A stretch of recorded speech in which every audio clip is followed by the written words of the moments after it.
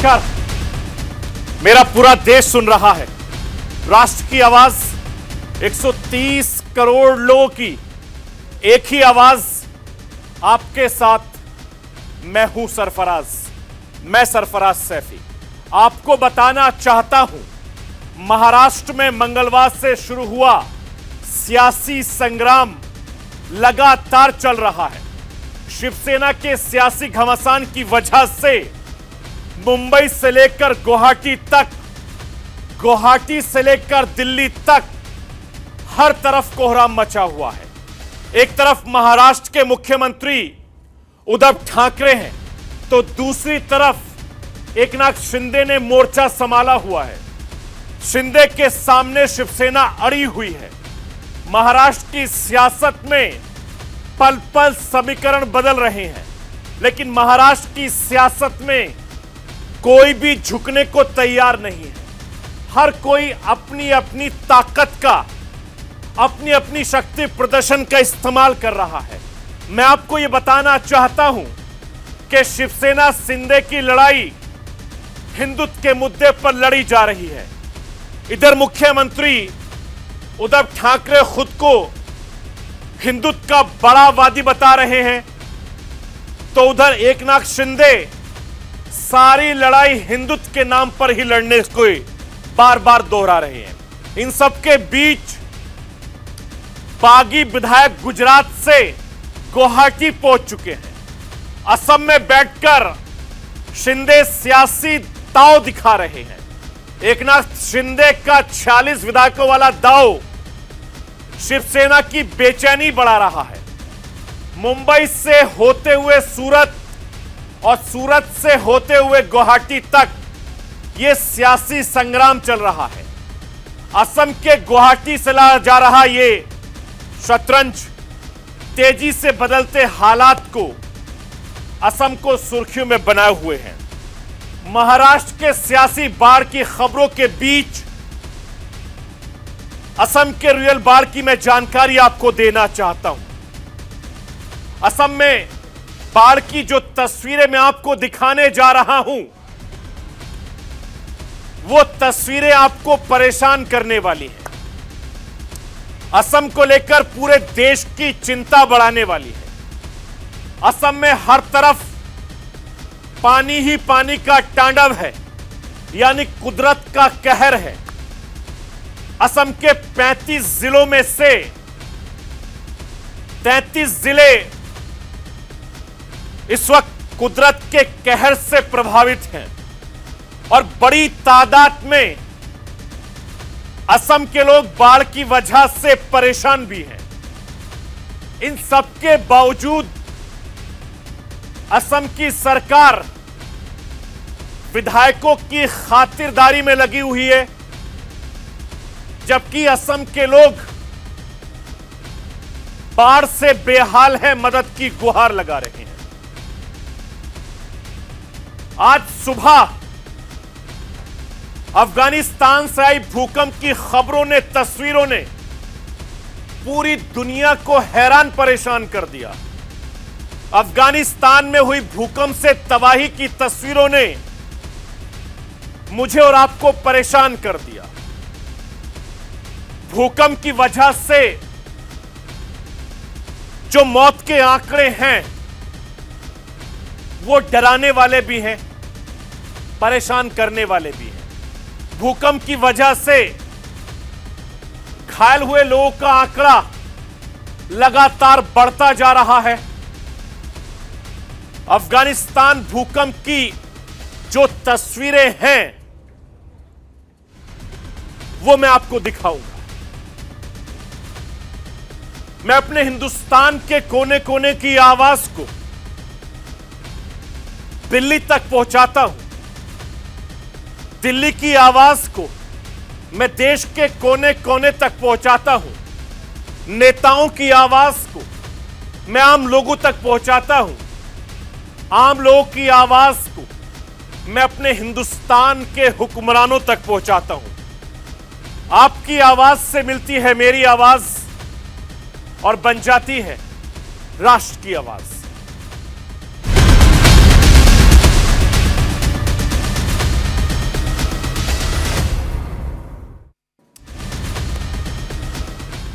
महाराष्ट्र की सियासत में जिस तरीके से पिछले 2 दिनों से तस्वीरें आ रही हैं, वो बहुत परेशान कर रही हैं।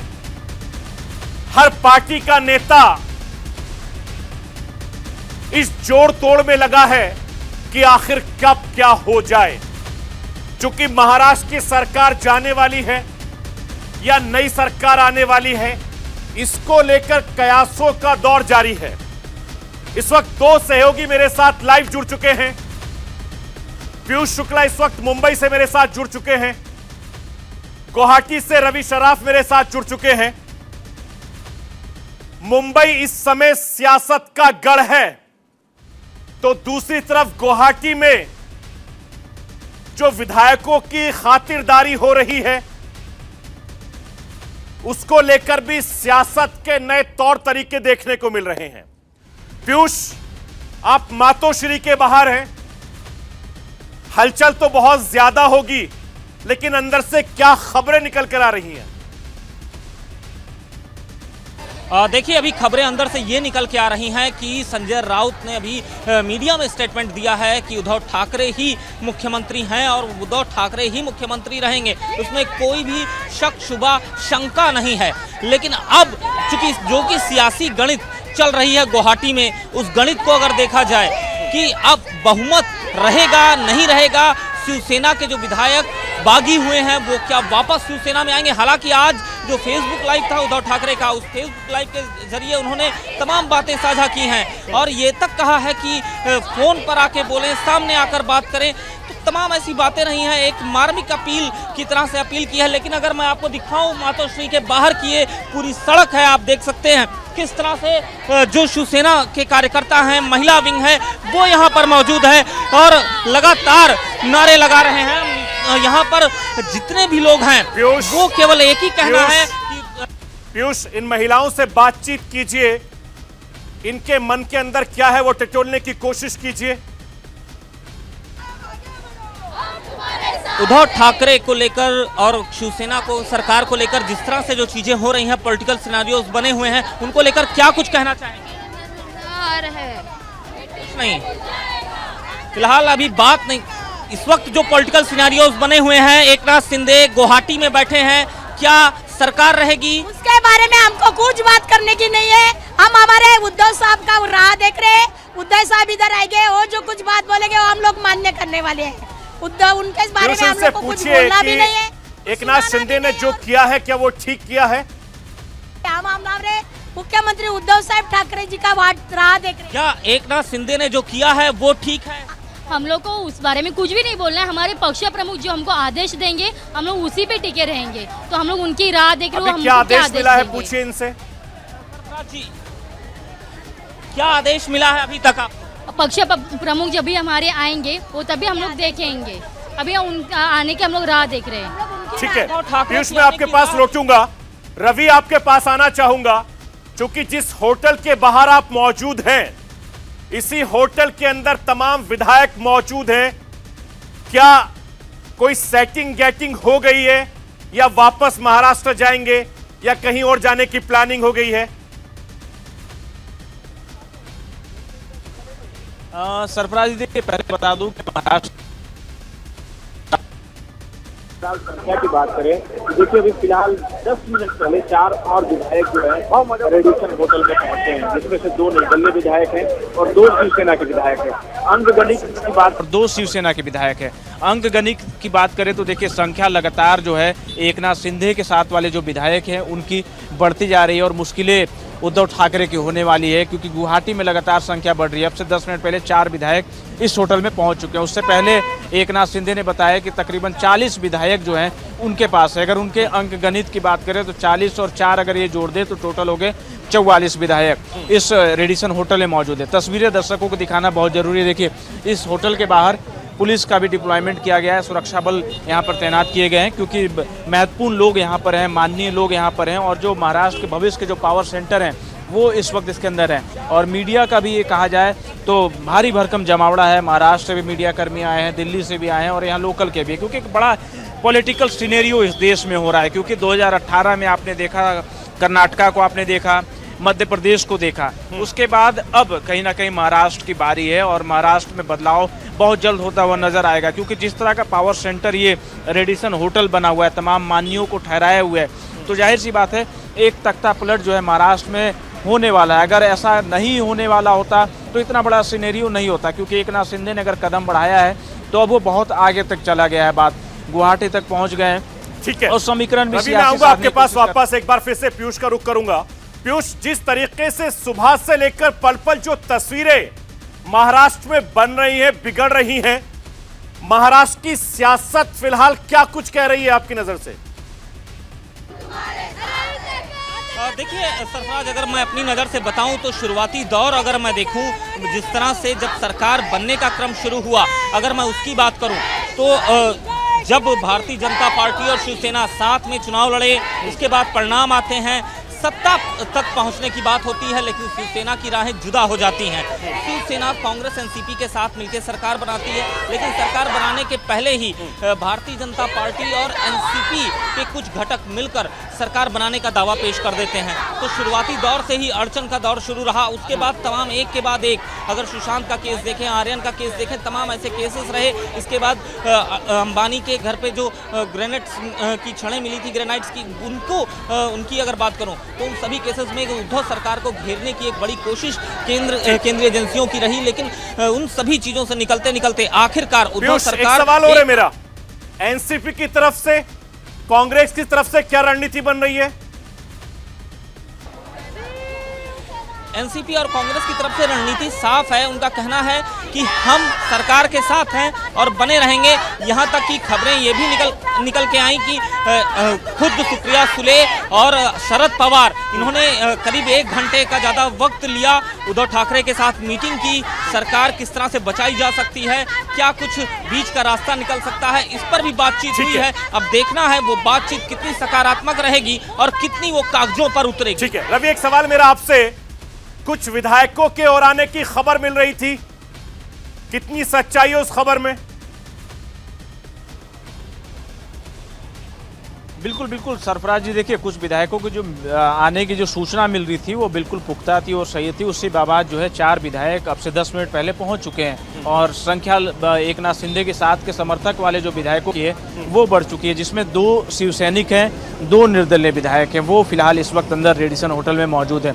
बात चल रही थी एनसीपी की और कांग्रेस पार्टी की, तो देखिए कांग्रेस पार्टी ने सबसे पहले अपने पर्यवेक्षक के रूप में कमलनाथ को महाराष्ट्र भेज दिया, ताकि जो विधायक हैं उनसे वो बात कर सके, उनके मन को टटोल सके। शरद पवार दिल्ली मौजूद थे, राष्ट्रपति चुनाव में वो बहुत ज़्यादा व्यस्त थे, क्योंकि राष्ट्रपति चुनाव को गढ़ना, विपक्ष का चेहरा निकालना, तमाम विपक्षी दलों को लामबंद करना, उसमें लगे हुए थे। पर उनको जैसे ही पता चला कि एकनाथ शिंदे विधायकों को लेकर उड़ चुके हैं, तो फिर तुरंत महाराष्ट्र जाते हैं। तो दोनों बड़े लीडर्स की अगर बात करें, कमलनाथ की बात करें कांग्रेस पार्टी की तरफ से और शरद पवार, मैं आपको रोकूंगा, मेरे पास वक्त की कमी है। बहुत बहुत शुक्रिया आपका भी और पीयूष, आप दोनों का बहुत बहुत शुक्रिया। दोनों सहयोगी मेरे लगातार सुबह से पल पल की जानकारी दे रहे थे और राष्ट्र की आवाज के जरिए जो ताजा हालात हैं इस वक्त, वो आप तक पहुंचाने की मैंने कोशिश की है। मैं आपको ये दिखाने की कोशिश करता हूं कि महाराष्ट्र में किस गठबंधन के कितने विधायक मौजूद हैं, ग्राफिक्स के जरिए मैं आपको दिखाने की कोशिश करता हूं। ये देखिए, मैजिक फिगर जो है, सरकार बनाने के लिए 145 की जरूरत होती है। उद्धव सरकार के साथ 123 विधायक यहां पर मौजूद हैं। स्क्रीन पर आइए। इसके अलावा फडणवीस के साथ में 113 विधायक हैं। अगर जो बागी हैं, नाराज हैं, वो अगर इनके साथ मिल जाते हैं तो ये आंकड़ा जो 40 से ऊपर है, वो आंकड़ा कितना हो जाएगा? एकनाथ शिंदे के साथ 46 विधायक इस समय मौजूद हैं। यानी ये जो तस्वीरें हैं वो लगातार इस समय सबको परेशान कर रही हैं कि आखिर जो विधायक हैं, ये विधायक किस तरफ जाएंगे। क्योंकि शिवसेना और एकनाथ शिंदे आमने सामने हैं और दोनों की तरफ से बयानबाजी का दौर जारी है। शिवसेना के बाकी जो विधायक हैं, मैं एकनाथ शिंदे का जिक्र कर रहा हूं, दूसरी तरफ से शिवसेना के जो नेता हैं संजय राउत, उन दोनों में किस तरीके से बयानबाजी चल रही है, इस सियासी लड़ाई को और ज्यादा दिलचस्प बना रही है, वो आप सुनिए। शिवसेना के 40 MLA अभी यहाँ मौजूद है और सभी लोग जो है हम बाला साहब ठाकरे जी का जो हिंदुत्व है इस और उनकी जो भूमिका है उसको हम लोग आगे ले जाना चाहते हैं और इसके ऊपर टीका टिप्पणी नहीं करनी है। मुझे इतना ही बात है कि जो शिवसेना के MLA हैं आज यहाँ मौजूद है और बाला साहब की जो हिंदुत्व की बात है उसे हम लोग आगे जाएंगे। एकनाथ शिंदे जी हमारे बहुत पुराने साथी हैं, हमारे मित्र हैं। सालों साल से हम एक दूसरे के साथ कंधा से कंधा लगाकर काम कर रहे हैं। उनको भी इतना आसान नहीं है पार्टी छोड़ना और हमको भी इतना आसान नहीं है उनको छोड़ना।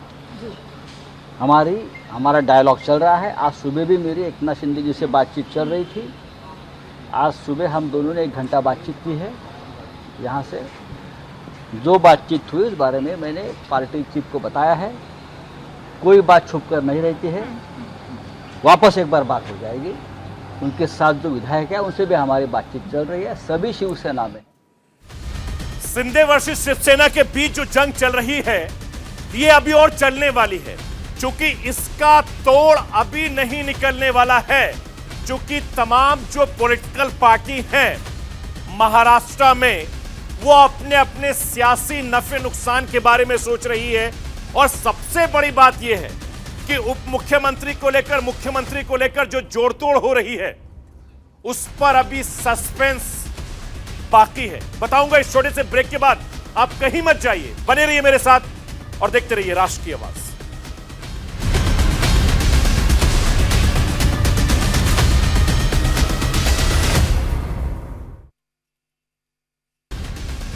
ब्रेक के बाद एक बार फिर आपका स्वागत है राष्ट्र की आवाज में। लगातार हम महाराष्ट्र की सियासत का जिक्र कर रहे हैं।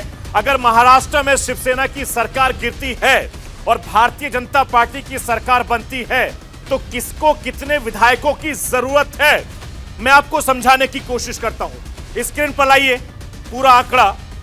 आप देखेंगे दोनों तरफ मेरे देखिए, जो गठबंधन है उनके पास इस समय 169 विधायक है, शिवसेना के 56, एनसीपी के 53, कांग्रेस के 44 और अन्य के पास इस समय ये 16 विधायक हैं। अगर इसमें से बीजेपी के तरफ देखें एनडीए की तो 106 विधायक हैं, आरएसपी के पास 1, जेएसएस के पास 1, कुल निर्दलीय 5, कुल सीटें महाराष्ट्र में इस समय 288 हैं। और बहुमत का जो जादुई आंकड़ा है उसके लिए 145 विधायकों की जरूरत है। मैं आपको दिखाता हूं कि किस तरीके से बगावत के बाद जो महाराष्ट्र की सियासत है उसके हालात कैसे होंगे। स्क्रीन पर लाइए वो भी, किसके विधायक कितने और किधर जाएंगे। आप देखिए महागठबंधन के पास 169 विधायक हैं, इसमें से 46 विधायक निकाल लीजिए तो सिर्फ 123 विधायक बचते हैं, यानी सरकार गिर जाएगी। और एनडीए के खाते में 113 विधायक हैं। जो बागी विधायक हैं ये अगर एनडीए के पास जाते हैं तो ये आंकड़ा 159 हो जाएगा। जो बहुमत के आंकड़े 145 से आगे है, यानी सरकार एनडीए की महाराष्ट्र में बन जाएगी। तो ये जो सियासी गणित है, जो गणित मैं आपको दिखा रहा हूं, समझा रहा हूं, इससे समझिए कि जो लड़ाई है वो महाराष्ट्र में सियासत की समय लड़ाई चल रही है। और सबसे बड़ी बात यह है कि महागठबंधन में अगर 46 विधायक जो नाराज हैं, बागी हैं, वो अगर बीजेपी के पास जाते हैं शिवसेना से टूटने के बाद, तो आसानी से देवेंद्र फडणवीस की सरकार वहां पर बनती नजर आएगी। हालांकि जोड़तोड़ होना का वक्त बहुत कम बचा है। ऐसे में महाराष्ट्र की सियासत बहुत ज्यादा दिलचस्प है। तो ये जो 2 आंकड़े मैं आपको आपकी स्क्रीन पर दिखा रहा हूं, ये स्क्रीन पर ये आंकड़े बताने के लिए काफी कि अगर नाराज विधायक बीजेपी के साथ एनडीए के पास जाते हैं तो सरकार बनना बहुत आसान हो जाएगा। चूंकि बहुमत का जो आंकड़ा है वो 145 है और इनके पास 159 हो जाएंगे अगर ये विधायक शिवसेना से टूटने के बाद भारतीय जनता पार्टी में, एनडीए में शामिल होते हैं। तो ये जो लड़ाई है वो लड़ाई दरअसल कुर्सी की नहीं है, ये लड़ाई हिंदुत्व की लड़ाई है। उद्धव ठाकरे की पार्टी शिवसेना हिंदुत्व के लिए लगातार जानी जाती है, चूंकि बाला साहब ठाकरे के वक्त से, और यही वजह है कि जब उद्धव ठाकरे ने अपने कार्यकर्ताओं से संवाद किया तो उन्होंने बताने की कोशिश भी की। शिवसेना हिंदुत्व को नहीं भूल सकती है, यह कहना है शिवसेना का। मैं ग्राफिक्स के जरिए दिखाने की कोशिश करता हूं। यह उद्धव ठाकरे जो मुख्यमंत्री, उनका बयान है, शिवसेना हिंदुत्व पर एक ही सिक्के के दो पहलू हैं। कुछ लोग कह रहे हैं कि शिवसेना हिंदुत्व को लेकर भटक गई है। इस पर मैं कहना चाहता हूं कि शिवसेना में कभी हिंदुत्व को नहीं छोड़ा। यह उद्धव ठाकरे का बयान है। इसके अलावा उनका कहना है कि वो लगातार हिंदुत्व की लड़ाई लड़ते रहेंगे और इसी तरीके से महाराष्ट्र की सियासत में, चूंकि महाराष्ट्र के सियासी गलियारों में हलचलें काफी ज्यादा तेज हो गई हैं, लगातार मेल मिलाव का दौर चल रहा है, बैठकों का दौर चल रहा है। स्क्रीन पर रखिए बैक में। और इन सबके बीच बीजेपी का ऑपरेशन लोटस फिर चर्चा में आ गया है। मैं आपको यह बताना चाहता हूं कि जब भी ऐसे हालात बनते हैं तो ऑपरेशन लोटस की चर्चा बहुत ज्यादा तेज हो जाती है। साल 2014 में पहली बार यह शब्द सुनने को मिला था, तब से लेकर अब तक कई बार ऑपरेशन लोटस सुनने को मिल गया है।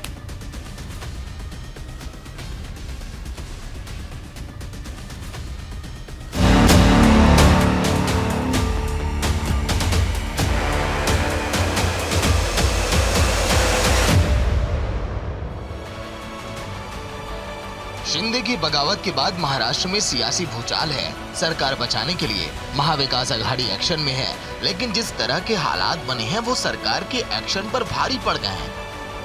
इसी बीच बीजेपी का ऑपरेशन लोटस एक बार फिर से चर्चाओं में है, क्योंकि उद्धव सरकार के कई बागी मंत्री और विधायक बगावत की राह पर चल पड़े हैं। बगावती बोल तो शिवसेना से उठ ही रहे हैं, लेकिन महाविकास आघाड़ी के नेता इसे ऑपरेशन लोटस बताने में लगे हैं। साथ ही ये भी कह रहे हैं कि बीजेपी का ये खेला सफल नहीं होगा। लेकिन जिस तरह से उद्धव सरकार को एकनाथ शिंदे और 44 से ज्यादा बागी विधायकों ने झटका दिया, वो पहली बार सत्ता का स्वाद चख रहे उद्धव ठाकरे को भारी पड़ गया है। 25 बागी विधायकों से शुरू हुआ सिलसिला 44 से ज्यादा विधायकों तक पहुंच गया। ऐसे में ऑपरेशन लोटस का पूरा सियासी समीकरण तफसील से समझाते हैं। ऑपरेशन लोटस शब्द सबसे पहले 2004 में चर्चा में आया। 2004 में कर्नाटक में कांग्रेस की सरकार थी। बीजेपी ने 2004 में धर्म सिंह की सरकार गिराने की कोशिश की। विपक्ष ने इस सियासी उलटफेर को ऑपरेशन लोटस का नाम दिया। 2004 में सुना गया ये शब्द आने वाले दिनों में काफी मुखर तौर पर सुनाई देने लगा। जब भी किसी सूबे में विपक्षी सरकार गिरती है तो इसे ऑपरेशन लोटस नाम दिया जाने लगा। अब महाराष्ट्र में भी ये शब्द जोर शोर से सुनाई देने लगा है। दरअसल ऑपरेशन लोटस बीजेपी की उस स्ट्रेटजी के लिए गढ़ा गया शब्द है जिसमें सीटें पूरी ना होने के बावजूद पार्टी सरकार बनाने की कोशिश करती है। पिछले 6 साल के दौरान 7 राज्यों में बीजेपी ने ऑपरेशन लोटस चलाया। 2020 में बीजेपी ने ऑपरेशन लोटस के जरिए कमलनाथ सरकार गिरा दी। कांग्रेस के असंतुष्ट नेता ज्योतिरादित्य सिंधिया ने बगावत की। सिंधिया समेत 22 बागी विधायक बीजेपी में शामिल हुए। कांग्रेस की बागियों के बीजेपी में आने से कमलनाथ सरकार गिर गई। एमपी में एक बार फिर से शिवराज सिंह चौहान की सरकार बन गई। न केवल मध्य प्रदेश बल्कि कई और राज्यों में भी ऑपरेशन लोटस का असर दिखाई दिया। एमपी से ठीक पहले कर्नाटक में भी कांग्रेस और जेडीएस के कई नेताओं ने बगावत कर दी, जिस वजह से कुमारस्वामी की सरकार गिर गई। कर्नाटक में कुमारस्वामी की पार्टी और कांग्रेस की गठबंधन वाली सरकार थी। 12 और जेडीएस के 3 विधायक बागी हो गए। बगावत से कुमारस्वामी सरकार अल्पमत में आ गई। सुप्रीम कोर्ट के आदेश के बाद गठबंधन सरकार फ्लोर टेस्ट में हार गई। कुमारस्वामी को मुख्यमंत्री पद से इस्तीफा देना पड़ा। इसके बाद सूबे में बीजेपी के येदियुरप्पा मुख्यमंत्री बन गए। 2017 में गोवा में कांग्रेस सबसे बड़ी पार्टी थी। बावजूद इसके ग्रैंड ओल्ड पार्टी को सत्ता हाथ न लगी और इसके पीछे का कारण बताया गया बीजेपी स्ट्रेटेजी। विधानसभा चुनाव में कांग्रेस को 17 और बीजेपी को 13 सीटें मिली। बीजेपी ने सरकार बनाने के लिए जबरदस्त स्ट्रेटेजी बनाई। कांग्रेस के 10 विधायकों ने इस्तीफा सौंप दिया। इसके बाद बीजेपी ने छोटी पार्टियों के साथ मिलकर सरकार बना ली। मणिपुर में भी साल 2017 में कांग्रेस सबसे बड़ी पार्टी बनकर उभरी थी। कांग्रेस ने 28 सीटें जीती जबकि बीजेपी ने 21। लेकिन कांग्रेस मणिपुर में भी बगावत का शिकार बनी और बीजेपी ने नगा पीपल्स फ्रंट पार्टी और नेशनल पीपल्स पार्टी और लोक जनशक्ति पार्टी के साथ गठबंधन कर सरकार बना ली। नॉर्थ ईस्ट के एक और राज्य अरुणाचल में बीजेपी की स्ट्रेटेजी के आगे विपक्ष पूरी तरह से फेल हो गया। कांग्रेस के 46 में से 42 विधायक पीपीए में शामिल। बीजेपी ने पीपीए के साथ मिलकर सरकार बना ली। उत्तराखंड में भी बीजेपी के ऑपरेशन लोटस का असर दिखाई दिया था। कांग्रेस की सरकार गिर गई थी। कांग्रेस के 9 बागी विधायक बर्खास्त। प्रदेश में राष्ट्रपति शासन लागू। बागी विधायक बाद में बीजेपी में शामिल हुए। राजस्थान में भी कुछ ऐसा ही असर दिखा था। गहलोत सरकार पर खतरा मंडराया था। सचिन पायलट की नाराजगी का फायदा उठाने की कोशिश बीजेपी ने की थी, लेकिन ये कोशिश सफल नहीं हो पाई। सचिन पायलट पार्टी से नाराजगी के चलते अपने 30 विधायकों के साथ दिल्ली पहुंच गए थे। कांग्रेस ने मध्य प्रदेश से सीख भी लिया था। बिना वक्त गवाए सचिन पायलट को मनाया, उनकी नाराजगी दूर की, जिस वजह से बीजेपी का ऑपरेशन कमल फेल हो गया था। Bureau report, news India. तो सियासत लगातार चल रही है। आज दिन भर असम की खबरों के बीच रहा। शिवसेना के बागी विधायक मुंबई से वाया सूरत होते हुए गुवाहाटी पहुंच गए। महाराष्ट्र में आई सियासी बाढ़ ने असम को सुर्खियों में ला दिया। मैं आपको बताना चाहता हूं कि असम पूरी तरीके से बाढ़ की चपेट में है। असम के 35 से ज्यादा जिलों में यानी 33 जिले इस समय बाढ़ से बेहाल हैं। असम के करीब 50 लाख लोग बाढ़ से प्रभावित हैं, परेशान हैं। असम इस वक्त गंभीर संकट के दौर से गुजर रहा है क्योंकि उसके 33 जिले बाढ़ से बेहाल हो गए हैं। लेकिन राजनीतिक उठक-पटक के बीच जो असम के गुवाहाटी के लोग हैं, जिनको बुनियादी जरूरत चाहिए, जिनको मदद चाहिए, वहां की सरकार मदद नहीं पहुंचा पा रही है। इसीलिए वहां के लोग बहुत ज्यादा परेशान हैं।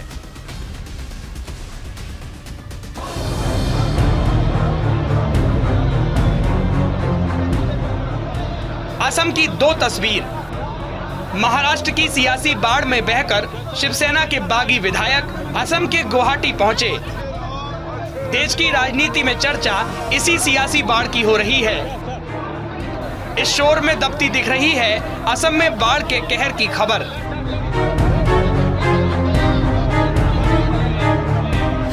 गुजरात से असम पहुंचे शिवसेना के बागी विधायकों पर देश की नजर है। देश की राजनीति का फोकस असम पर है। महाराष्ट्र की सियासी बाढ़ में उद्धव ठाकरे को बहाने का दम भरने वाले शिवसेना के सूरमाओं पर सबकी नजर है। गुवाहाटी के 5 सितारा होटल में किन सुविधाओं का भोग कर रहे शिवसेना के बागी विधायक, एक नजर उस पर भी डालिए।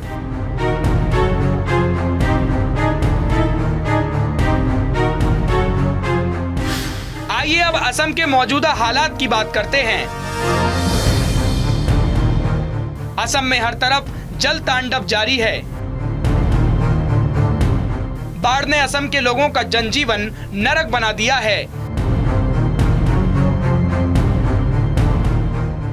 ब्रह्मपुत्र नदी और बराक नदी सहित उनकी सहायक नदियां उफान पर हैं। बाढ़ का पानी शहरों और गांवों को बुरी तरह अपनी चपेट में ले चुका है। सड़कें नदियां बन चुकी हैं, हर तरफ बस पानी ही पानी नजर आ रहा है। ऐसे हालात असम के बस कुछ हिस्सों तक ही सीमित नहीं हैं। बाढ़ की चपेट में बस कुछ ही लोग नहीं आए हैं, संख्या बहुत बड़ी है, चिंता बहुत बड़ी है।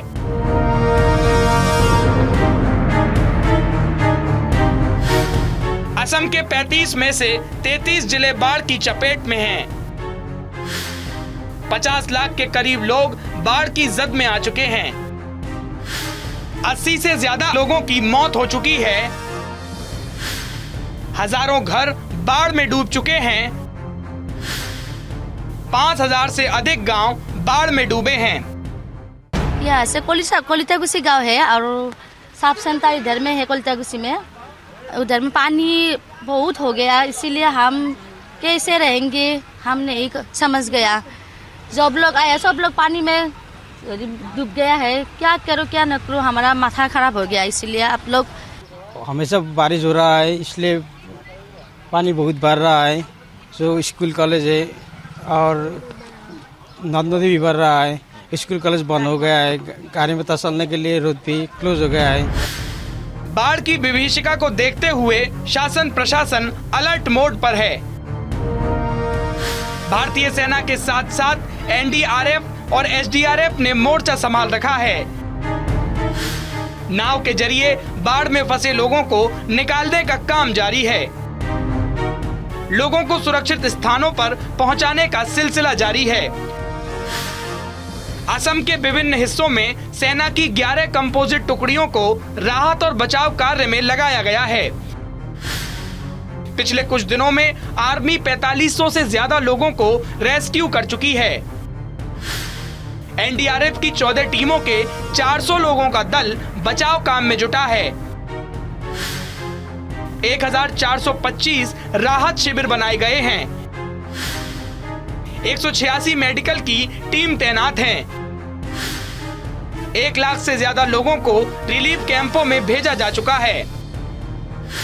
बाढ़ प्रभावित लोगों तक खाने पीने की चीजों को पहुंचाने का प्रयास जारी है।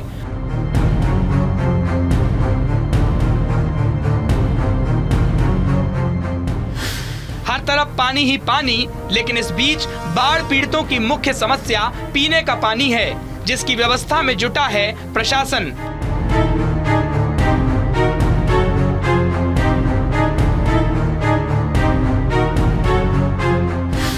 ऐसे कई सारे इलाके भी हैं जहां तक सरकारी मदद नहीं पहुंच पा रही है। तकरीबन हर इलाके में कई सारे लोग लापता बताए जा रहे हैं। Assam state disaster management authority के मुताबिक कछार जिले में 2 लाख से ज्यादा, करीमगंज में 1.33 लाख लोग, बारपेटा जिले में सबसे ज्यादा 12.30 लाख, दरांग जिले में 4.69 लाख तो बजली में 3.38 लाख लोग प्रभावित हुए हैं। बाढ़ की चपेट में इंसानों के साथ साथ बड़ी संख्या में जानवर भी आए हैं। राज्य की कृषि भी बुरी तरह से प्रभावित हुई है। 1.13 लाख हेक्टेयर भूमि में फसल को नुकसान पहुंचा है। 33.84 लाख जानवरों पर भी बाढ़ का असर हुआ है। 27,000 से ज्यादा जानवरों को बचाया गया है। 5,000 से ज्यादा जानवर बह गए हैं। असम के हालात हर किसी को परेशान कर रहे हैं। बार बार बाढ़ की स्थिति का सामना कर रहे असम के लोग मजबूत बचाव तंत्र, बाढ़ से बचाव का स्थायी समाधान चाहते हैं।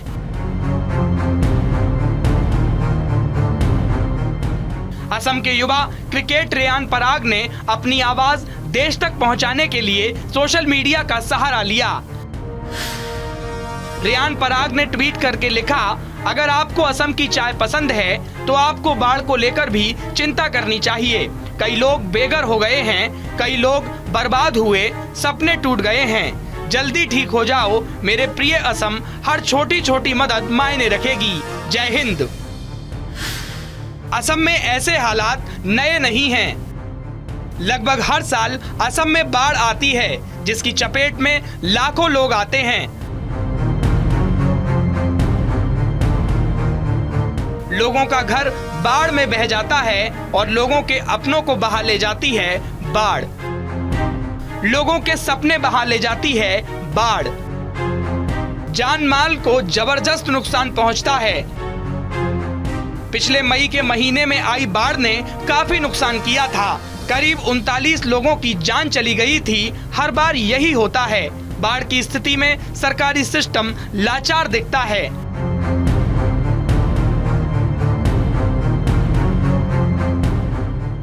असम के लोग पूरी तरह नियति के भरोसे नजर आते हैं। ऐसी स्थिति में असम के नेता, असम का शासन प्रशासन महाराष्ट्र के सियासी बाढ़ को संभालते दिखे तो हैरानी जरूर होती है। Bureau report, news India. आज जब सुबह मैं सोकर उठा तो एक खबर ने मुझे झकझोर कर रख दिया और मुझ जैसे करोड़ों लोगों को यह सोचने पर मजबूर कर दिया कि कुदरत जब अपने पर आती है तो किसी को नहीं बख्शती। पड़ोसी मुल्क अफगानिस्तान तालिबानियों से जूझ रहा है, आर्थिक संकट से जूझ रहा है। अफगानिस्तान की हालत बद से बदतर है और ऊपर से कुदरत के कहर ने सबको रुला दिया, सबकी रूह को झकझोर कर रख दिया। मैं आपको यह बताना चाहता हूं कि अफगानिस्तान में भूकंप की वजह से तकरीबन 1000 लोगों की मौत हो चुकी है और घायलों की तादाद का अंदाजा लगाना मुश्किल है। लाशें पड़ी हुई हैं, लोग अपनों को तलाश रहे हैं, रो रहे हैं, बिलख रहे हैं।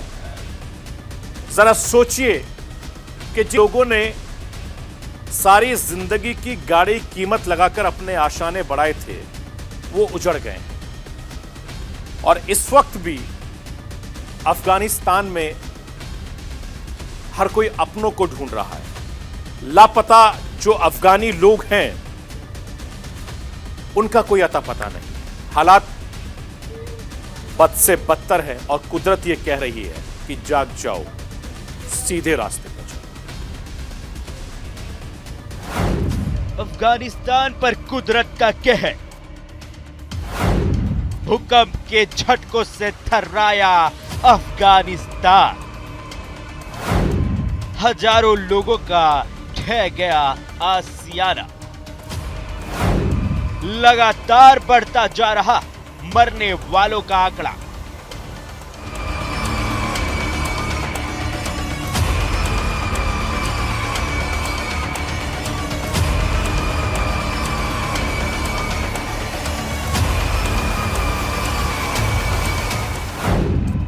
बुधवार की सुबह अफगानिस्तान के लिए बुरी खबर लेकर आई। भूकंप से थर्रा गया अफगानिस्तान। भूकंप इतना जोरदार था कि पाक टीका प्रांत समेत कई इलाकों में भारी तबाही मच गई।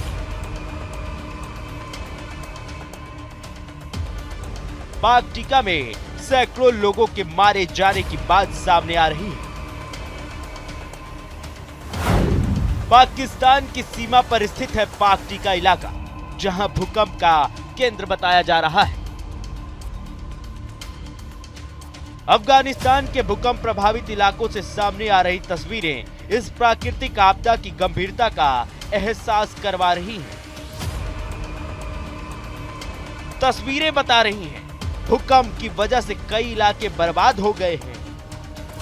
यूरोपीय भूकंप केंद्र का अनुमान है कि भूकंप के झटके करीब 500 किलोमीटर के दायरे में महसूस किए गए। भूकंप के झटकों के बाद लोग दहशत में आ गए। जान बचाने के लिए घरों से निकलकर सड़कों पर भागते नजर आए। भूकंप की तीव्रता रिएक्टर स्केल पर 6.1 मापी गई। भूकंप से मरने वालों का आंकड़ा 1000 के करीब पहुंच चुका है।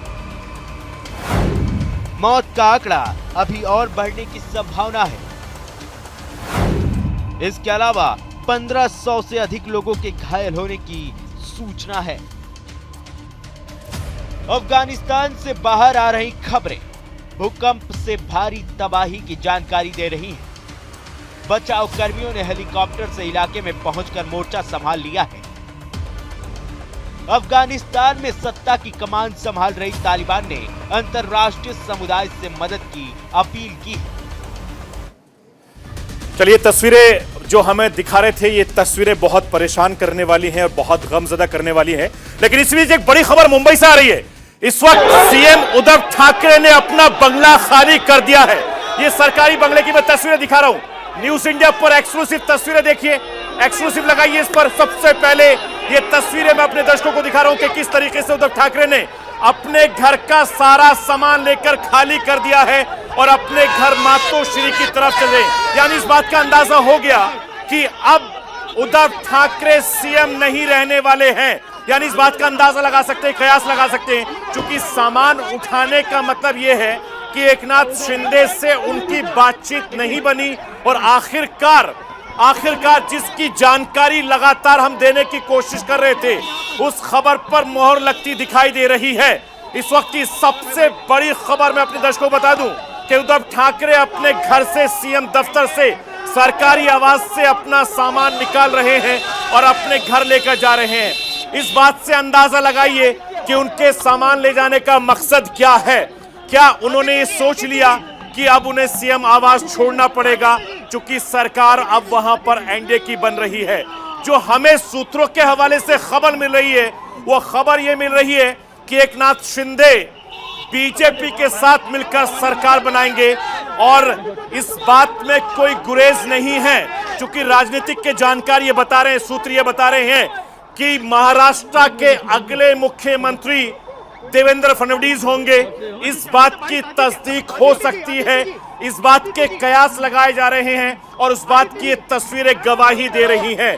क्योंकि वक्त से पहले ही उद्धव ठाकरे का घर छोड़ना, सामान निकालना, इसके कई सियासी मायने निकाले जा रहे हैं और जो राजनीतिक के जानकार हैं वो यही बता रहे हैं कि अब इस सियासी लड़ाई को उद्धव ठाकरे हारते नजर आ रहे हैं, क्योंकि एकनाथ शिंदे उनकी सरकार गिराने के सबसे बड़े हथियार होंगे। इस बात की कोई गुरेज नहीं है। और ये तमाम वो गाड़ी है जिसमें मैं दिखा रहा हूं कि जो सामान था, उनका सरकारी आवास था, उसमें सामान था। वो सामान निकालने के बाद अब मातोश्री की तरफ रुख हो रहे हैं। उनके निजी सुरक्षाकार इस समय इनके साथ मौजूद हैं। ये तमाम जो तस्वीरें मैं अपने दर्शकों को दिखा रहा हूं, ये महाराष्ट्र से सीधी तस्वीरें आ रही हैं। उद्धव ठाकरे ने अपना मुख्यमंत्री आवास को खाली कर दिया है। इस वक्त की सबसे बड़ी खबर न्यूज इंडिया पर मैं अपने दर्शकों को दिखा रहा हूं। एक्सक्लूसिव तस्वीरें हैं, सिर्फ और सिर्फ न्यूज इंडिया पर तस्वीरें मैं दिखा रहा हूं। ये आप देखिए, उद्धव ठाकरे ने सरकारी आवास को खाली कर दिया है और ये आवास से जो सामान है उसको निकालने के बाद मातोश्री की तरफ ले जाते नजर आ रहे हैं।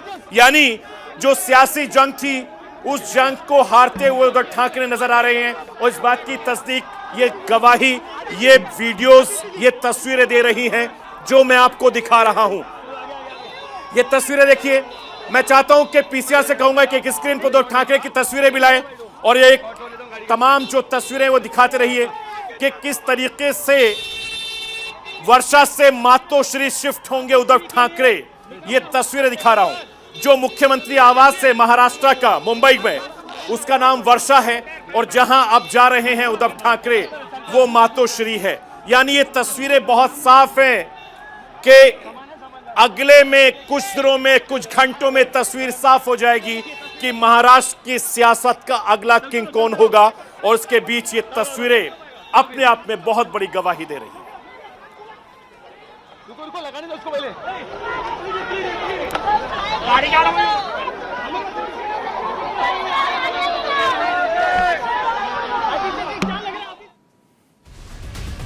तो ये थी राष्ट्र की आवाज। बाकी खबरों के लिए आप बने रहिए न्यूज इंडिया के साथ।